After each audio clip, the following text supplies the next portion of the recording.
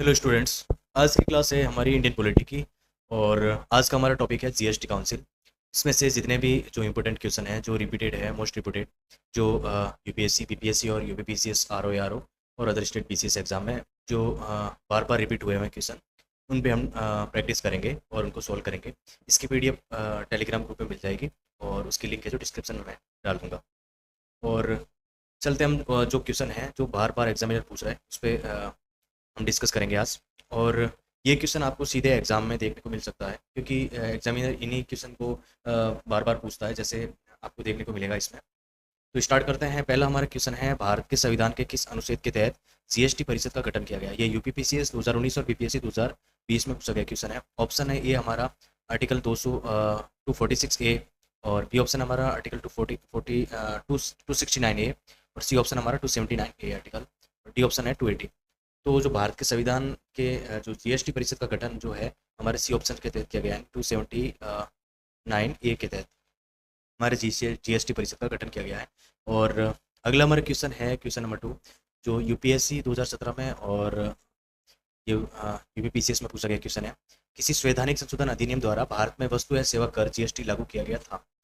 यानी option A है हमारा जो 100वां अमेंडमेंट है एक्ट, उसके थ्रू, और बी ऑप्शन है 101 जो संशोधन है, और सी ऑप्शन है 102वां संशोधन, और डी ऑप्शन है 103वां संशोधन।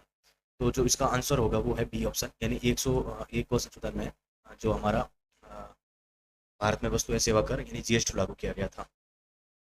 और आप मुझे कमेंट सेक्शन में बताना 102 में क्या दे रखा है, 103 में क्या है, 102 में और 103 में, वो आप हमें कमेंट सेक्शन में बताना। अगला क्वेश्चन है, जीएसटी परिषद का पदेन अध्यक्ष कौन होता है, यानी एक्स ऑफिशियो कौन होता है? ये यूपीआरओ और एपीपीसीएस में पूछा गया क्वेश्चन है।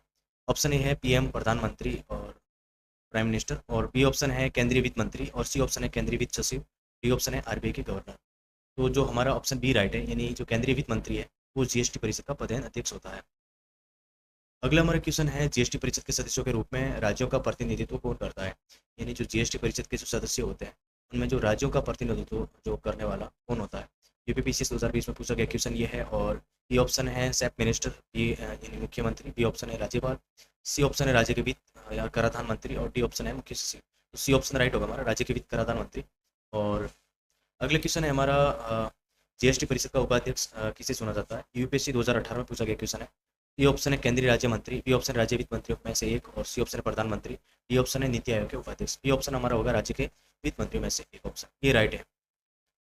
अगला क्वेश्चन है, यूपीपीसीएस और बीपीएससी में पूछा गया क्वेश्चन है, जीएसटी परिषद की बैठक आयोजित करने के लिए आवश्यक कोरम गणपूर्ति क्या है? यानी ए ऑप्शन है हमारा 1/3, बी ऑप्शन है कुल सदस्यों का आधा यानी 50%, और सी ऑप्शन है 2/3, और डी ऑप्शन हमारा 1/10। तो जो हमारा ऑप्शन है इसमें जो बी राइट है, यानी हाफ वाला, जीएसटी परिषद की बैठक आयोजित करने के लिए आवश्यक कोरम जो है वो 50% सदस्यों का आधा होना जरूरी है। अगला क्वेश्चन है हमारा, यूपीएससी और यूपीआरओ में पूछा गया है क्वेश्चन है, जीएसटी परिषद में केंद्र सरकार के वोट का भारांक कितना होता है? एक ऑप्शन जो ए ऑप्शन है ये 1/4 है, और बी ऑप्शन है हमारा जो 1/3 है, और सी ऑप्शन है हमारा जो हाफ है, डी ऑप्शन हमारा 2/3 यानी 2/3। तो ऑप्शन बी राइट है, यानी 1/3 है, जो 1/3 हमारा राइट ऑप्शन है। अगला हमारा क्वेश्चन है जो यूपीएससी और बीपीएससी में पूछा गया क्वेश्चन है लेटेस्ट, जीएसटी परिषद में सभी राज्यों की सरकारों के वोटों का कुल भारांक मिलाकर कितना होता है? यानी सभी राज्य हैं उनकी सरकारों के वोटों का भारांक मिलाकर टोटल कितना होता है? तो ऑप्शन ए में दे रखा है 1/3 1/3, बी में हाफ, और सी में 2/3, और डी ऑप्शन में 3/4। तो सी ऑप्शन राइट है हमारा, 2/3 तो राइट है। अगला क्वेश्चन है हमारा, जो यूपीएससी 2019 और यूपीपीसीएस 2022 में क्वेश्चन पूछा गया है क्वेश्चन है, जीएसटी परिषद की बैठक में कोई भी निर्णय लेने के लिए कितने बहुमत आवश्यक है? ये ऑप्शन है साधारण बहुमत, बी ऑप्शन है 2/3 बहुमत, और सी ऑप्शन है 3/4 यानी 75% बहुमत, और डी ऑप्शन हमारा पूर्ण बहुमत। तो ऑप्शन इसमें सी राइट होगा, यानी 75% है जो बहुमत है वो आवश्यक होता है जो जीएसटी परिषद की बैठक के लिए निर्णय लेने के लिए। अगला हमारा क्वेश्चन है, निम्नलिखित में से कौन सी जीएसटी परिषद का सदस्य नहीं होता है? इसमें आप क्वेश्चन में पढ़ते टाइम ध्यान रखना है या नहीं, इसमें जरूर ध्यान देना, क्योंकि बहुत सारी मिस्टेक होती है, ऐसे ही होती है जो नहीं और है के मामले में हो जाती है। तो ऑप्शन हम गलत सेलेक्ट कर लेते हैं, उसकी वजह से बहुत सारे क्वेश्चन मायने चले जाते हैं। ये क्वेश्चन एमपीपीसीएस 2019 में और यूपीपीसीएस 2017 में पूछा गया क्वेश्चन है। ए ऑप्शन है हमारा केंद्रीय वित्त मंत्री और बी ऑप्शन है केंद्रीय राज्य वित्त मंत्री। सी ऑप्शन है आरबीआई का गवर्नर और डी ऑप्शन है राज्य के वित्त मंत्री। तो सी है ऑप्शन वो राइट है हमारा, आरबीआई के जो गवर्नर है वो राइट ऑप्शन है इसमें। अगला क्वेश्चन है जीएसटी के लिए संसद में कौन सा संविधान संशोधन विधेयक बिल है पेश किया गया था, यानी ए ऑप्शन है 115वां विधेयक, बी ऑप्शन है 120वां विधेयक, सी ऑप्शन है 122वां विधेयक और डी ऑप्शन है हमारा 124वां विधेयक। ये क्वेश्चन यूपीपीसीएस 2017 और बीपीएससी 2018 में पूछा गया क्वेश्चन है और इसका जो सी ऑप्शन है राइट होगा, यानी जो 122 है वो विधेयक है वो इसका संशोधन विधेयक बिल पेश किया गया था। अगला क्वेश्चन है यूपी आरओआर 2021 में पूछा गया था और क्वेश्चन है जीएसटी परिषद किस प्रकार का निकाय है, यानी ये किस टाइप का जो निकाय है कि जो जीएसटी काउंसिल किस टाइप ऑफ बॉडी। तो ए ऑप्शन हमारा होगा वैधानिक निकाय, बी ऑप्शन संवैधानिक निकाय और डी सी ऑप्शन है कार्यकारी निकाय और डी ऑप्शन है तदर्थ निकाय। तो बी ऑप्शन हमारा राइट होगा, यानी एक संवैधानिक निकाय बन गया है जीएसटी परिषद। अगला क्वेश्चन है हमारा जो एमपीपीसीएस 2020 में पूछा गया था, क्वेश्चन है जीएसटी परिषद की स्थापना करने का अधिकार किसके पास है, यानी जो जीएसटी परिषद है उसकी स्थापना करने का अधिकार किसके पास है, या तो संसद के पास, ऑप्शन ए, बी प्रधानमंत्री के पास, ऑप्शन सी हमारा भारत के राष्ट्रपति यानी जो प्रेसिडेंट है, प्रेसिडेंट ऑफ इंडिया, और डी ऑप्शन है वित्त मंत्री के पास। तो ऑप्शन सी राइट है, यानी जीएसटी परिषद की स्थापना करने का अधिकार सिर्फ और सिर्फ प्रेसिडेंट को, यानी जो भारत के जो राष्ट्रपति है उन्हीं को हमारा जीएसटी परिषद जो स्थापना करने का अधिकार है। अगला क्वेश्चन है हमारा जो यूपीएससी 2017 पूछा गया था, क्वेश्चन है अनुच्छेद आर्टिकल 279 ए के प्रारंभ होने के कितने दिनों के भीतर जीएसटी परिषद का गठन किया जाना था। तो ए ऑप्शन है 30 दिनों के भीतर, बी ऑप्शन है 60 दिन और सी ऑप्शन है 90 दिन और डी ऑप्शन है 180 दिन। तो ऑप्शन बी राइट होगा, यानी 60 दिन के भीतर जो है जीएसटी परिषद का गठन किया जाना था उसमें प्रारंभ होने के बाद। अगला क्वेश्चन है यूपीपीसीएस 2018 में पूछा गया था और क्वेश्चन है जीएसटी परिषद का स्थायी सचिवालय कहाँ स्थित है, यानी जो जीएसटी परिषद है इसका जो स्थायी यानी परमानेंट जो सचिवालय है वो कहाँ स्थल है या कहाँ स्थित है। तो ए ऑप्शन है मुंबई और बी ऑप्शन है नई दिल्ली और सी ऑप्शन है बेंगलुरु, डी ऑप्शन है चेन्नई। तो बी ऑप्शन हमारा राइट होगा, यानी न्यू दिल्ली में है जो इसका जीएसटी परिषद का स्थायी सचिवालय है।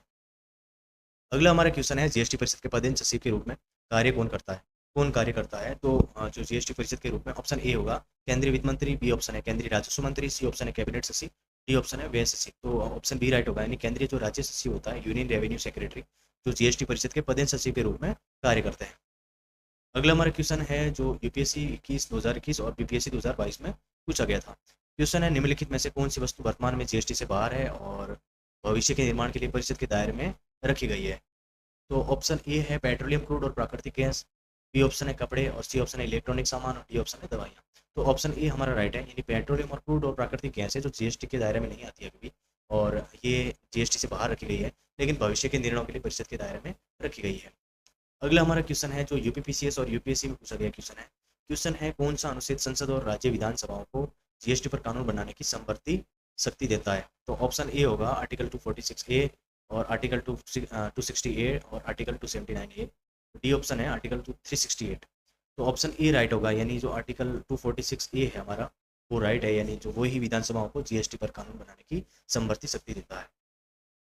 अगला हमारा क्वेश्चन है यूपीएससी 2023 में पूछा गया था, यानी जीएसटी परिषद की सिफारिश से उत्पन्न विवादों को सुलझाने के लिए तंत्र का निर्णय कौन कर सकता है, यानी कौन ले सकता है। ये ऑप्शन होगा सर्वोच्च न्यायालय, बी ऑप्शन होगा जीएसटी परिषद स्वयं और सी ऑप्शन होगा संसद, डी ऑप्शन होगा राष्ट्रपति। तो ऑप्शन बी राइट होगा हमारा, यानी जीएसटी परिषद द्वारा जो हमारे जो जीएसटी परिषद की सिफारिशों से उत्पन्न विवादों को सुलझाने के लिए तंत्र का निर्णय ले सकता है। अगला क्वेश्चन है हमारा जो 2019 में बीपीएससी एग्जाम में पूछा गया था, जीएसटी परिषद का प्रारंभिक जो कार्य है वो क्या है। तो ए ऑप्शन है हमारा करेंसी नोट छापना, बी ऑप्शन है जीएसटी दरों और छूट पर सिफारिश करना, सी ऑप्शन है केंद्रीय बजट तैयार करना, डी ऑप्शन है विदेशी मुद्रा का प्रबंधन करना। तो ऑप्शन बी राइट है, यानी जीएसटी दरों और छूट पर सिफारिशें करना।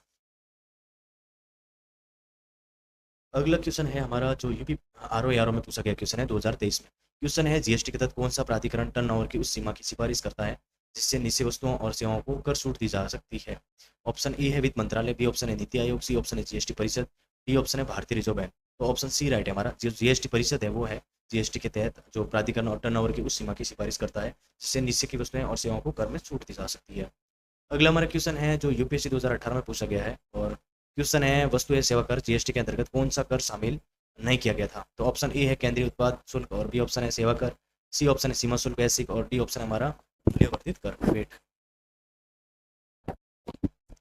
तो ऑप्शन सी इसमें राइट है, यानी सीमा शुल्क है जो बेसिक ड्यूटी है वो कस्टम ड्यूटी है वो है जो वस्तु एवं सेवा कर जीएसटी के अंतर्गत शामिल नहीं किया गया है। अगला हमारा क्वेश्चन है यूपीपीसीएस 2021 में पूछा गया और क्वेश्चन है संविधान के अनुसार पेट्रोलियम क्रूड और हाई स्पीड डीजल और एविएशन ड्राइव इन फ्यूल पर जीएसटी किस तारीख से लगेगा, ये क्यों कौन तय करेगा।